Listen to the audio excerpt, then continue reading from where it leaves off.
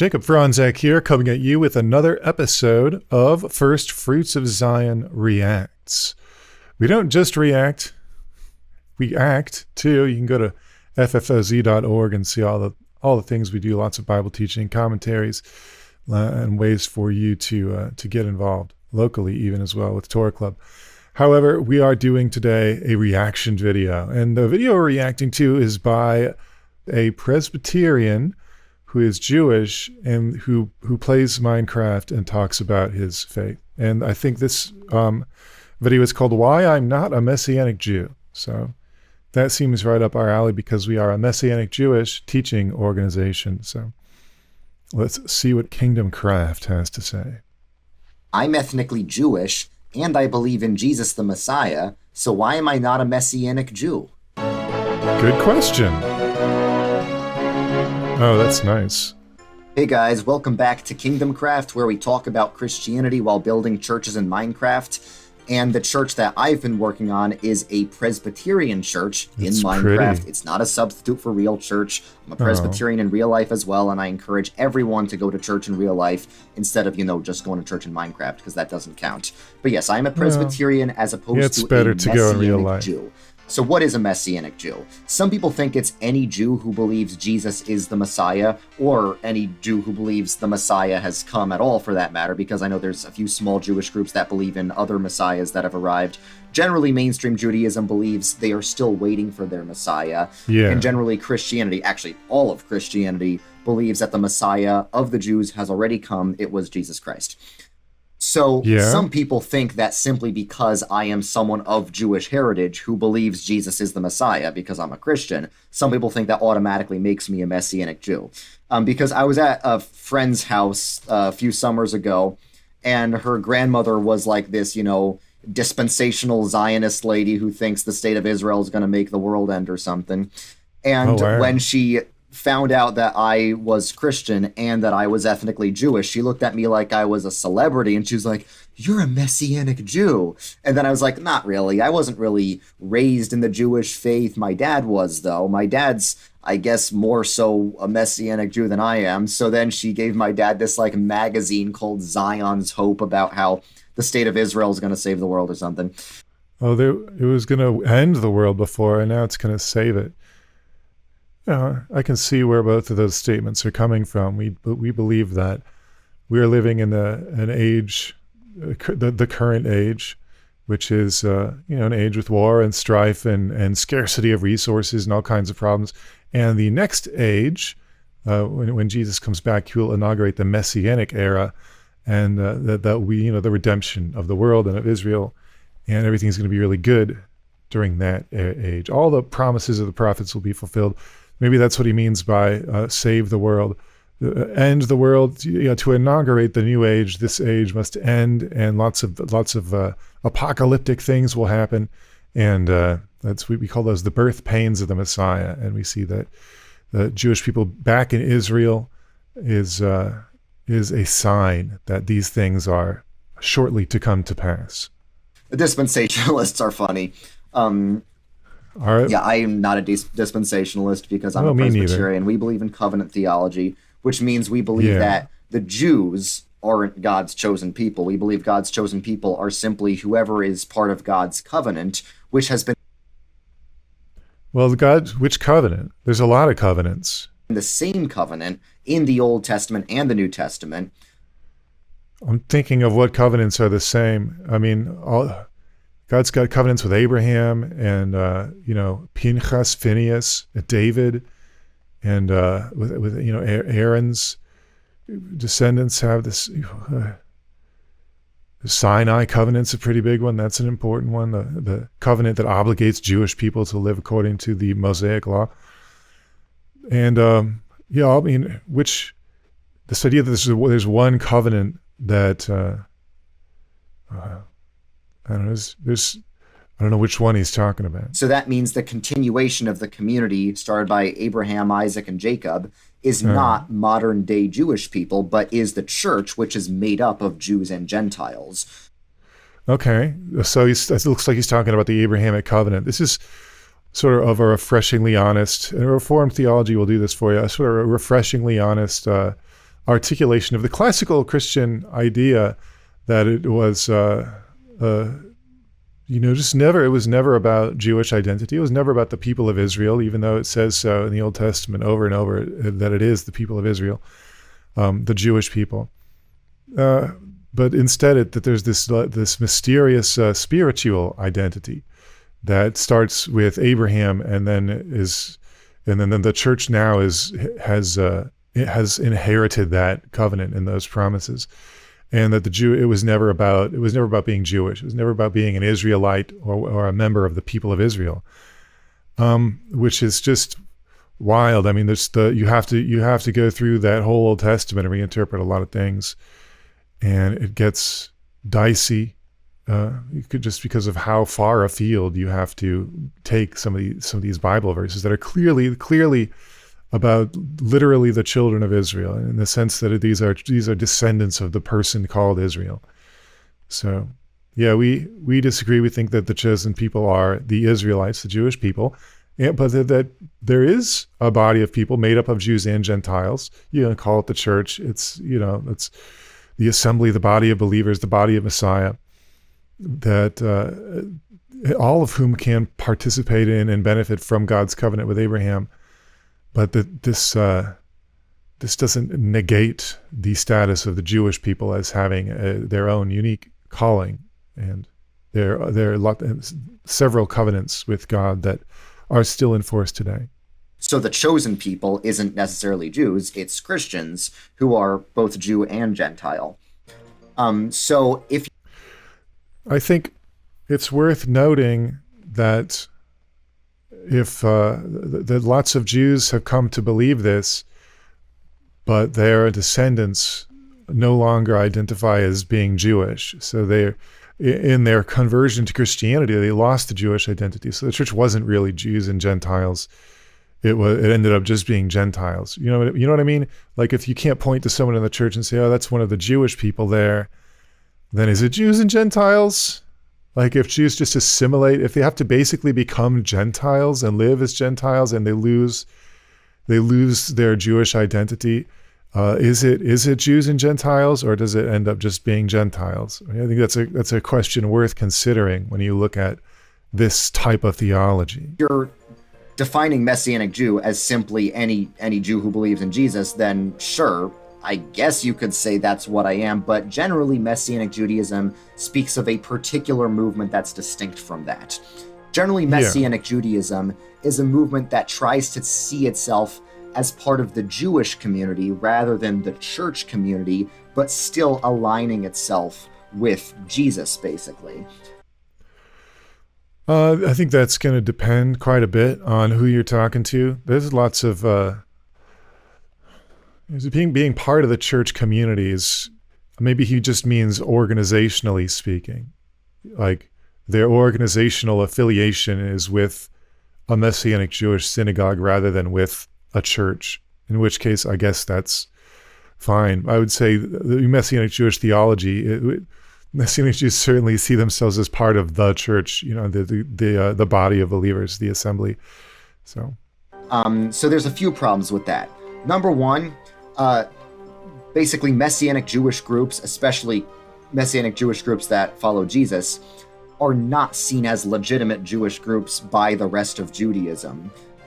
It's weird. In Judaism, in a lot of Jewish communities, especially Reformed Jewish communities, which is kind of where my family is from, they don't care if you believe in God. They don't care if you believe in the Jewish scriptures. They don't care if you believe in the Jewish God. You could be like a Wiccan or worship the pagan mother goddess and still be considered a legitimate Jew. But as soon as you worship Jesus Christ, you're out. This is because, historically speaking, the Jewish community in many ways defined itself in opposition to the Christian community. This is what I want people to understand. Well, I think that you do see some of that. It's also important to recognize that the Christians began to define themselves in opposition to the Jewish community. Well, that wasn't a one-way street. It wasn't as if the followers of Jesus came along and they were doing this wonderful thing, and Jews saw it and said, "We're going to do something totally different." It was this sort of this process by which they drifted apart in their separate directions. And as someone who has why are there so many chickens in my church? It's only been a few weeks since I released the last KingdomCraft video, but I release them many months in advance sometimes because I don't play Minecraft when I'm in my university. I upload videos in advance when I'm not in school.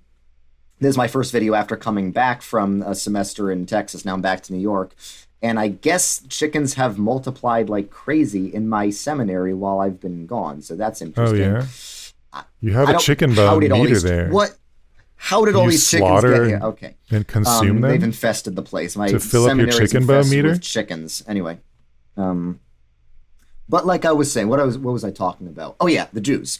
Yeah, so the Jewish community, as of today, the modern rabbinic Judaism, is not the religion of Abraham, Isaac, and Jacob. I want people to understand that. Wow. It's the religion of the Pharisees.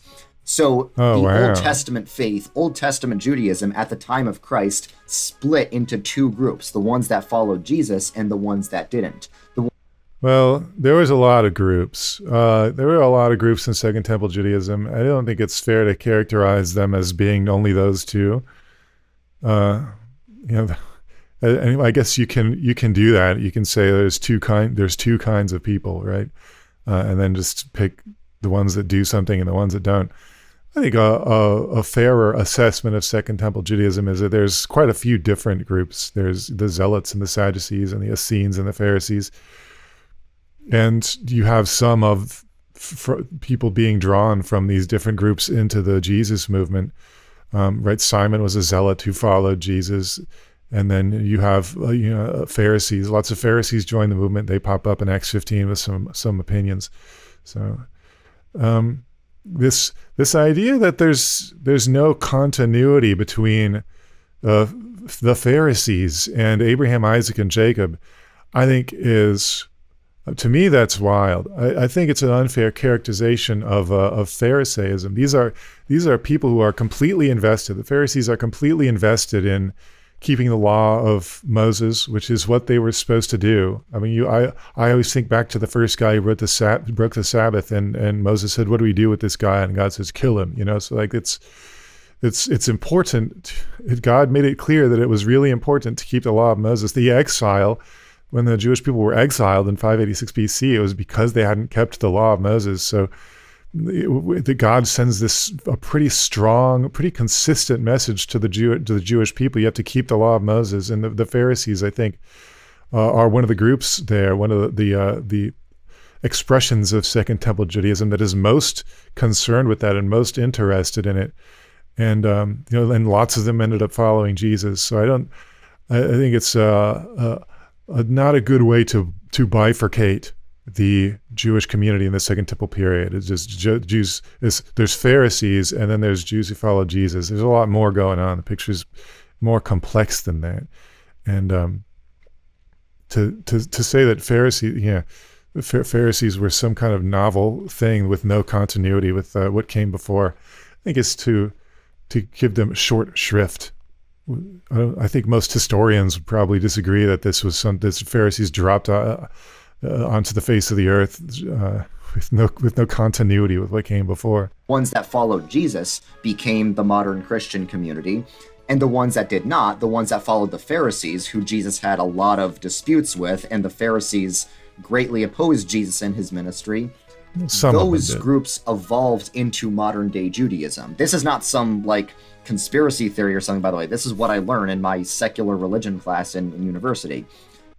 Yeah, you got a view that was not quite as detailed as maybe what the current literature suggests. But depending on what, if you're going for your bachelor's or something, that's entirely fair.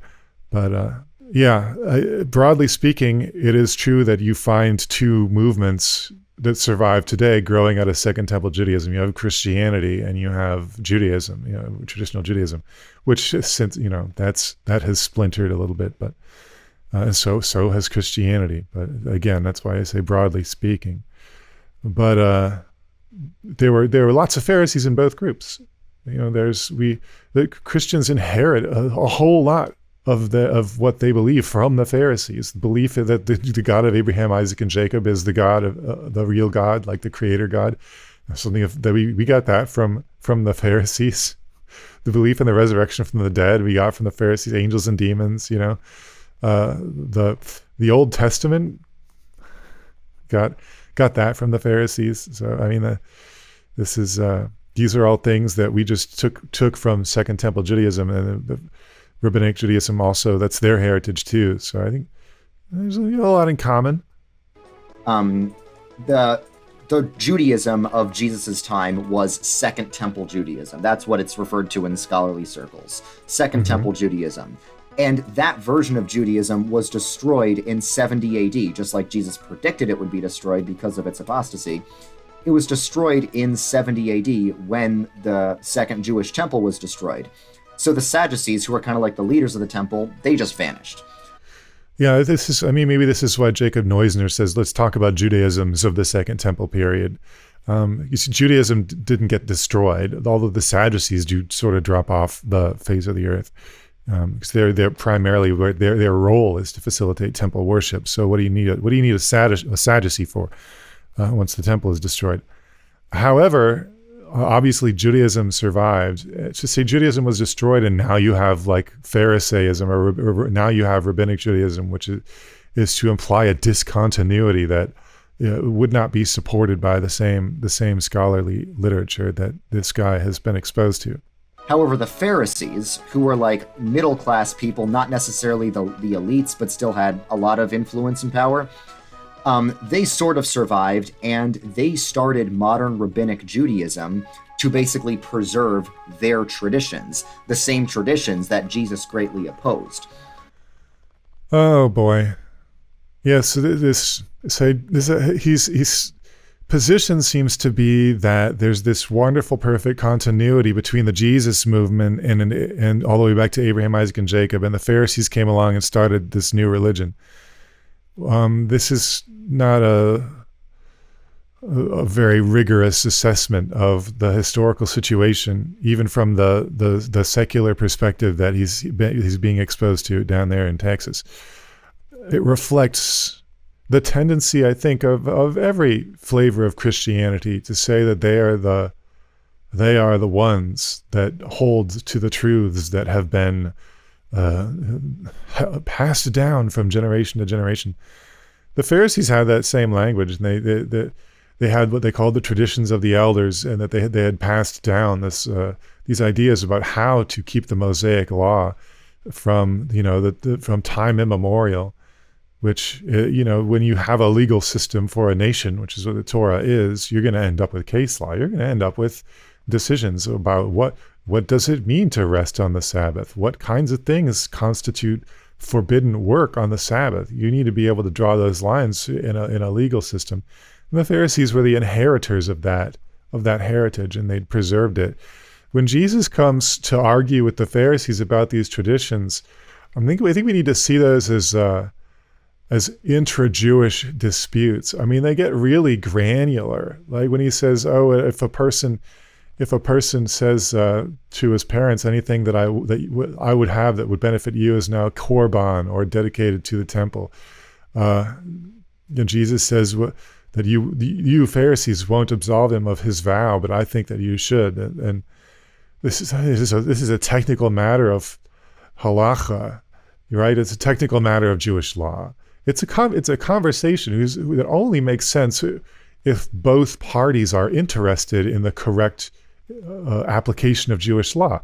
It's a conversation that doesn't make sense in any other context. For Jesus to come and say, "Oh, you've interpreted Jewish law incorrectly," implies very heavily that he's also interested in correctly interpreting the law of Moses and applying it. So, he disagrees with some specific rulings of the Pharisees, but the whole approach of trying to figure out how to live according to the laws God gave on Mount Sinai, is not different. Jesus is not taking a different approach that says, well, we're not interested in keeping the Sinai covenant, and keeping the commandments of God. And in Matthew where he says, Matthew 5, where he says, I have not come to abolish the commandments and so forth. He says it pretty clearly. So yeah, I don't think we can say, at least we wouldn't say at First for Zion, that Jesus came to get rid of the traditions of the Pharisees. He wanted to disagree with some of their rulings, not all of them. There's, in fact, that very conversation about Korban and being filial to one's father and mother is resolved in the Mishnah, and they decide that they came down on Jesus' side of that debate. So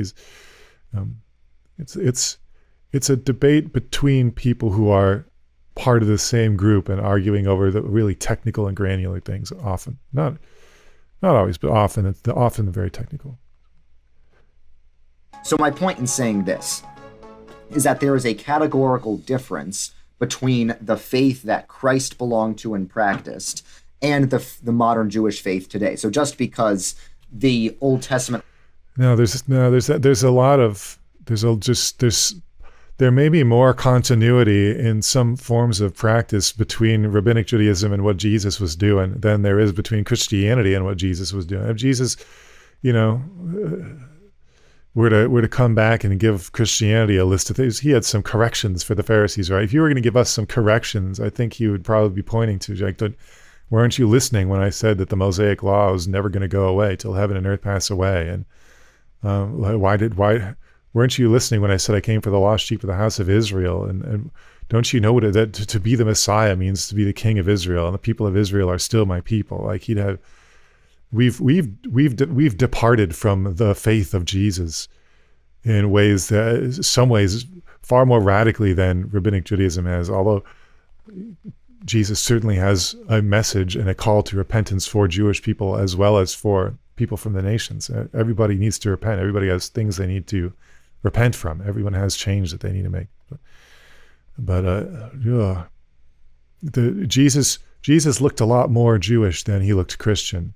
And I think probably that's been the major discovery or consensus of, like, the third quest of the historical Jesus scholarship. And there's other opinions, but the historian's take on Jesus tends to be that he's a rabbi and he's practicing Judaism, and something that we would recognize today as looking Jewish, similar to Rabbinic Judaism.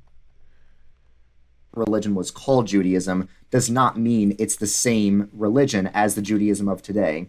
And when modern Rabbinic Judaism started, they changed a lot of things about the faith. First, a big thing is that in ancient Old Testament Judaism, a lot of scholars believed that there was a multiplicity of persons in the Godhead, sort of a precursor to the Trinity, because there are hints at the Trinity in the Old Testament. The prophet Zechariah says God will send God to dwell among his people. It's not like the ancient Jews had like a perfect formulation of the Trinity or anything, but there are a lot of ancient Jewish writings that say, like, the angel of the Lord is the same God as the Lord, but a distinct person from the Lord. That is basically proto-Trinitarianism.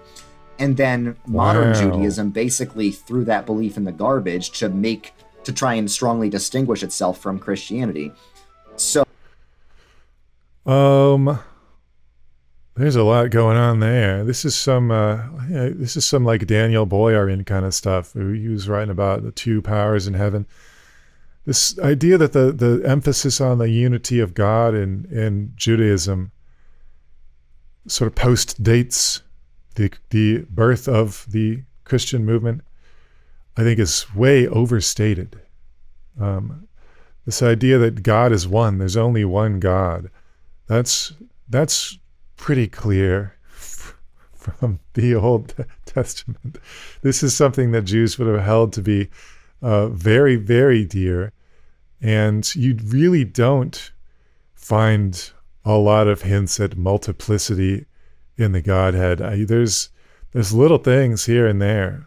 Look at Kabbalistic Judaism, and there's these many different attributes of God that are given. That are how personified are they is a question that is interesting to ask. Think about the Sephirot and so forth.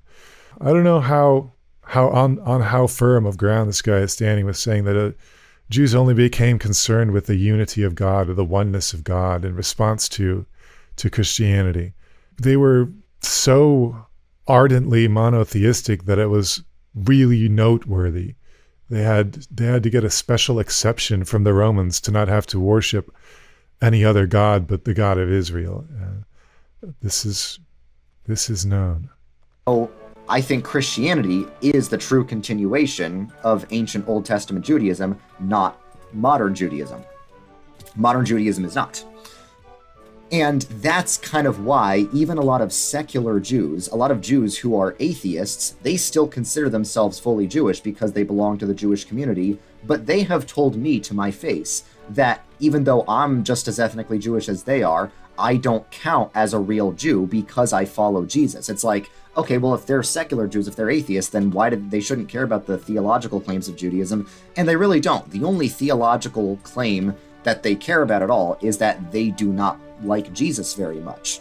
And I know a lot of people who come from a Jewish background who have converted to Christianity that say the same thing. There is, I mean, partly it's probably because of the historical struggles between Judaism and Christianity. Yeah, that would be the reason. The Christians for many, many centuries said that Jews should all convert to Christianity and abandon Judaism, Jewish tradition, and Jewish identity. And so everyone who did that, everyone who became a follower of Jesus, was not allowed to be Jewish anymore. So that the perception persists that this is still the case, and it's not surprising. But in Jewish circles, it is very taboo for someone to convert to Christianity. And it's seen as like abandoning the Jewish community or betraying the Jewish community in some cases if someone who is Jewish converts to Christianity.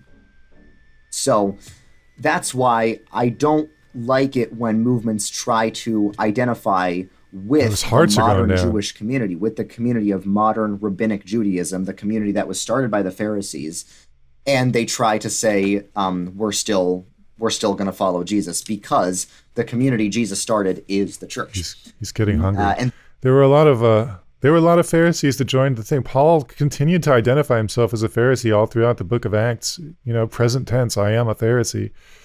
He worshipped at the temple, offered sacrifices at the temple. The apostles went to the temple at the times of the daily prayers. So there's no, in the apostolic era, in the apostolic community, there was certainly no conflict between being Jewish and even practicing Judaism, Second Temple Judaism, versus like being a follower of Jesus. There's no conflict. If you could do it then, I think you can do it now, regardless of the objections of maybe that other Jewish people would have. I think it needs to be done carefully and respectfully. I think, I'm in that camp, and we at First Fruits of Zion are in that camp that says Messianic Jews should take the Torah seriously and should take Jewish tradition seriously. Otherwise, it looks like, to claim Jewish identity, but to disregard all that comes with that, that can look disingenuous. But that brings me to the second reason why I do not want to consider myself a Messianic Jew and why I'm skeptical of Messianic Judaism. Generally, Messianic Jewish groups are not rooted in the church. So there's a bunch of Christian denominations. There's Presbyterian and other Protestant groups like Baptist and Lutheran and Methodist and Episcopalian. And there's Catholicism, there's Eastern Orthodoxy, there's Oriental Orthodoxy, lots of different groups. But what they all have in common is they all are descended from the early church that was started by Jesus and the apostles. It branched in many different directions. Many of those groups, like the Catholics, and why are there so many chickens here too? My church and place has been infested with chickens. Many of these groups claim to be run out of berries. The one true Eat the church, chickens. but there's still a common heritage there. Objectively, there is a common heritage of all these groups in the early church. However, a lot of Messianic Jewish groups, they are not founded upon the early church. They're not rooted in the early church. They might not adhere to the Nicene Creed. So that's why I feel like... Well, that's an interesting thing to say. Does he not know where Messianic Judaism came from? Again, this isn't something that fell out of the sky. Messianic Judaism was at least like what we think of Messianic Judaism in America.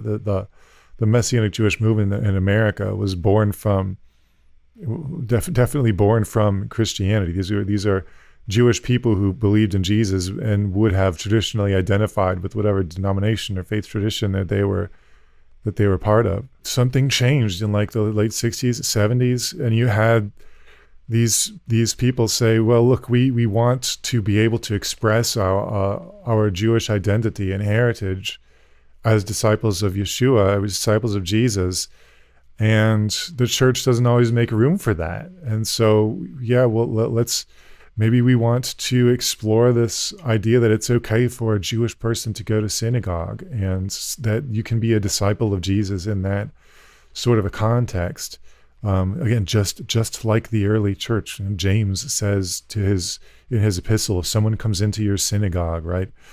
So that's what they were doing. That's what they were doing back then. And so I think it's okay. It's at the very least, it's okay to be doing it now. But to say that Messianic Judaism has no roots in the rest of the body of believers is just to sort of ignore where it came from. But he seems upset that it's not quite as creedal as he wants it to be. And I think the fundamental flaw of Messianic Judaism is it's not rooted in the church. So I would much rather have pure doctrines, the pure Christian doctrines, than have a Christian community that celebrates the traditions of my ancestors or whatever, because I don't care much about my ancestors. I care about Jesus Christ. And I think that the one holy Catholic Apostolic Church, specifically in the Presbyterian tradition, but I respect the other Christian traditions as well, that's where you're going to find Jesus. And I'm not saying all Messianic Jews are not true followers of Christ. I'm just saying it's not a very reliable brand. That's what I'm saying. Yeah, there's a lot going on in Messianic Judaism. It's not a super old movement as movements go, and I think there are senses in which it is still finding its footing. I think attempts to articulate biblical truths in language that makes sense in a Jewish context, rather than just saying, "Oh, the creeds are definitely the fullest and best expression of theology," as if the creeds are somehow also inspired, like the scriptures are. I don't know. I'm interested to see how a Jewish person would articulate these truths in language that, like in Hebrew or something. I mean, does it have to be some things that are the most important things we believe, things that Jesus and the apostles didn't articulate in those terms? I think there can be an over-reliance on the creeds and on creedal language when we're trying to decide who's really a follower of Jesus. And a tendency to backdate all the things that we find in the creeds, as if to say these are all things the apostles definitely would have put in those exact terms. If they wanted to do that, they would have, right? So I think we need to be careful about drawing those kinds of lines. It's suspicious at best. It's suspicious at best. So there's a good chance that there's a lot of devout Messianic Jewish believers, and there are people who consider themselves Messianic Jews and still belong to a more established Christian tradition, and that's what I'll get to in a second. But a lot of these Messianic Jewish groups are like non-denominational communities. You don't know what they're descended from. You don't know if their ministers have like a valid education or ordination. It just seems very sketchy to me, and I haven't gone to learn about this movement, and it seems very suspicious. Yeah, it's not hard to find out if someone has ordination. They'll tell you. I'd much rather be in a church that has a solid, well-founded tradition and all that. These chickens are. He doesn't like independent churches. That's a typical Presbyterian, probably. I don't know. I don't know if all Presbyterians feel that way, but it does seem they tend to be a little more top down. They put an emphasis on the denominational structure, in my experience, having worked in a Presbyterian church. Really getting in the way here. I feel like some people have just been pranking me by throwing eggs at my seminary and hatching a bunch of chickens. I would believe impolite. That. Okay. I still think you should eat the chickens. I'm gonna make some stairs. Okay, I think maybe these chickens are from John MacArthur's Mafia. They're mad that I don't like a dispensational view of Judaism. Maybe I think that's dispensational view of Judaism. It's as good an explanation as any. Anyway, so I have encountered some people, even in the Presbyterian Church, who identify as Messianic Jews. It's a very, very obscure niche group of people. I went to North Carolina to meet some Presbyterian seminary people to work on, helping retake the PCUSA and help fix the theology of the PCUSA. While I was there, I visited this interesting group of Pentecostal Presbyterians. Yeah, you heard me right.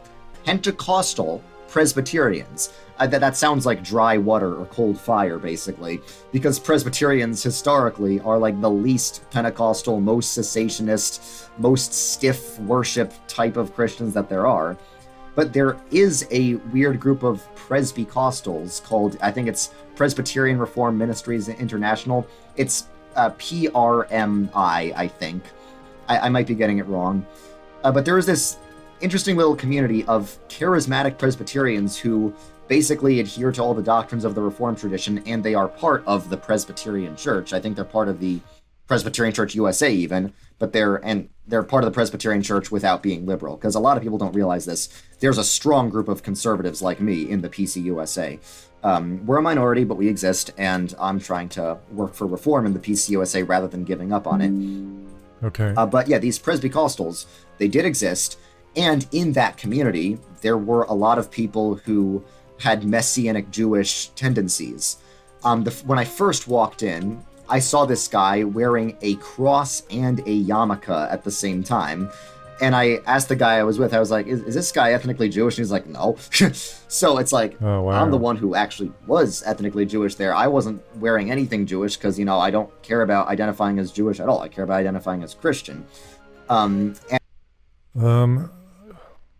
You see, it goes to show you there that adopting markers of Jewish identity, if you're not a Jewish person, it can be real confusing. Maybe don't do that. And a lot of these people that identify with Messianic Judaism, they had zero Jewish heritage. Not like they have to or anything. It felt a bit like a LARP to me. I'm not saying it's bad or anything, because this group was, legitimately a Presbyterian group. But that's really interesting. So their status as being an official part of his denomination, which he agrees is in need of reform, sort of covers over the same sorts of weird things that he condemns in other movements. I guess maybe it's because they subscribe to the creeds, and that covers a multitude of sins, or they're under the authority of the denomination. These denominations that are structured in that way, to those of us who grew up evangelical or Baptist or something, it seems weird, but that's the way that they look at these kinds of things being in or out of the movement is just different. It's an interesting perspective. What I'm saying is a lot of Messianic Judaism is very connected to Pentecostal and charismatic movements for whatever reason. I'm not sure why. Well, the charismatic renewal happened at the same time as Messianic Judaism grew out of what used to be called Hebrew Christianity. That's why. And there's overlap between the two movements. I know that there's a YouTuber I used to listen to him back when I was a bit more interested in Messianic Judaism. His name's Michael Brown. He does a lot of He's a YouTuber. Oh wow, Dr. Michael Brown has graduated from PhD apologist scholar to YouTuber. He's finally made it, everybody. Trinitarian apologist, so I like him. He considers himself a Messianic Jew. He does have Jewish heritage. And he's also YouTuber. very, Pentecostal and charismatic in nature. So I see a lot of overlap between Messianic Judaism and Pentecostalism. My problem with Pentecostalism is not that it's continuationist. I've never really considered myself a strict cessationist. I'm more open to the existence of charismatic gifts than a lot of Reformed people are. I just feel like the way Pentecostals do it is often not very careful. I think it's better if if there's a more established church overseeing all of this. My problem with Pentecostalism is it's often doctrinally very sloppy. That's why there's a whole group of oneness Pentecostals that are non-Trinitarian, which is heresy. Of course, not all Pentecostals are like that, but same deal with Messianic Judaism. With Pentecostalism, it's often not rooted in historical Christianity, which is why you'll see a lot of sus theology. That's pretty common. It is rooted. So it's just branched off in a different way than you wanted it to. Pentecostals come out of Wesleyan holiness movement, which came out of Anglicanism, which is, it's old. These things are old. They're just not, they don't look the way they used to. Three main reasons why I don't consider myself a Messianic Jew are, number one, the Jewish community is largely built upon a rejection of Christ, so it's not something I want to associate myself with. Even if it is my heritage, maybe my heritage is bad. Of course, Wow. I think there's a lot more to being Jewish than rejecting Jesus. I don't think it's fair to say Jewish identity is built on a rejection of Christ. That's not fair. I believe in the end, all nations will be redeemed, including ethnically Jewish people. But that doesn't mean I should associate myself with the Jewish community before that happens, if you know what I mean. So, yes, I'm not someone who believes that God is completely finished with the Jewish nation as a whole. But at the same time, that doesn't mean I should associate myself with them, because right now they strongly reject Christ. And St. Paul was lamenting this in Romans 9, but he said they have experienced a real hardening. And it's a hardening that I've seen being in the Jewish community myself. It's a hardening that has lasted almost 2,000 years and will probably continue to last until the end of time. I don't know exactly what's going to happen. No. Okay, someone put Paul says until. Not saying that the state of Israel will have anything to do with it. I mean, maybe there will be a mass conversion of ethnically Jewish people at the end of time, but it could just... Well, with Messianic Judaism, they don't have to convert to anything. They just believe in the Messiah and keep being Jewish. easily be New York City, because there's a ton of Jews in New York City. It's where my family's from. It's where I grew up. Not in the city, but in the metro area. So it could just as easily be New York City as Israel. I think it's more likely to be New York City because I'm a New Yorker and we have a massive ego. That's the first reason. The second reason is because Messianic Judaism is not rooted in the church much of the time. It's not rooted in Nicene Christianity. It seems to try to be like an outside group that tries to join in with the rest of Christianity. And the third reason is it's often very connected to weird Pentecostal groups. Not saying that that's all bad, but there often is not the most care taken to have accurate doctrines. So those are the reasons why I'm not a Messianic Jew. If you're ethnically Jewish, you don't need to find a little ethnic club to be a Christian. You can just join the church, because there is one ethnicity, one race, one nation of people in Christ. The book of Acts says God has made one blood from all nations. So that's why I've always felt more at home in the Christian community than in the Jewish community. Even though most Christians are not the same ethnicity as me, I don't care, because they worship the same God that I do, and the Jews largely don't. So that's why I'm not a Messianic. Yes, they do. The Jews worship the same God. They don't worship a different God. It's the God of Abraham, Isaac, and Jacob. The God of Israel is the same God that Christians worship. Also, what is this thing? What is the thing you just said? I'm going to have to look that up. What is this? God has made all nations into one blood? All nations, one blood. That doesn't sound familiar. For one blood came all nations faced in the Bible, Acts 17:26. Acts 17, so we can view it in context if we need to. Scroll down, verse 26. And he made from one man every nation of mankind to live on all the face of the earth, having determined allotted periods and the boundaries of their dwelling place, that they should seek God and perhaps feel their way toward him and find him. So this is Paul on Mars Hill.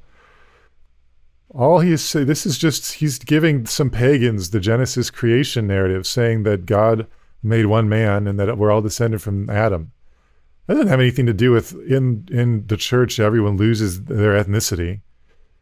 I don't know where he got that from. Is someone saying that? Put a link in the comments if people are out there saying that to who's saying that. That's something I've never heard before. Wow. That's not what that verse means, that's for sure. So I think he's done, and I think so am I. I don't, based on where he's coming from and what his deep-seated beliefs are, I understand how he arrived at his position. I think the criticism of Messianic Judaism as not having fully developed a coherent and concrete theology, I don't know how warranted that is, but I can see why he feels that way. I mean, there is a Messianic Jewish Theological Institute, so, we're working on it. But he would probably be of the opinion that there is no work to be done because the church fathers figured it all out with the creeds. But, church fathers also kicked all the Jews out or made them lose their Jewish identity. So there's something missing there, probably from 2nd, 3rd century, 4th century Christianity. Maybe that's an idea that's worth visiting as we develop a Messianic Jewish theology. All right, well, if you're interested in these topics, check out FFOZ.org. We have lots of materials for the novice all the way through to someone who already knows a lot about these topics. And you'll find something there to pique your interest. I wrote a book called what was it called? Rethinking the Five Solae, about how Messianic Judaism might not want to use Protestantism as its doctrinal foundation. That would probably upset this guy a lot, but maybe you'll find it interesting. You can find that again at First Fruits of Zion. All right. Shalom.